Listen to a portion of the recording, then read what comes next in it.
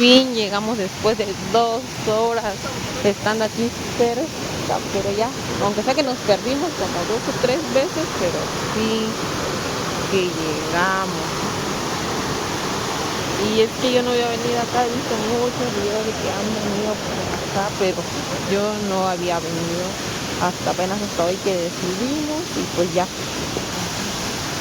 Mira,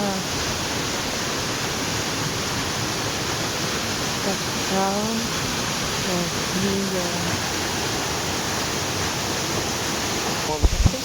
sigue grabando y al lado le tomas fotos, al mismo momento estás tomando fotos.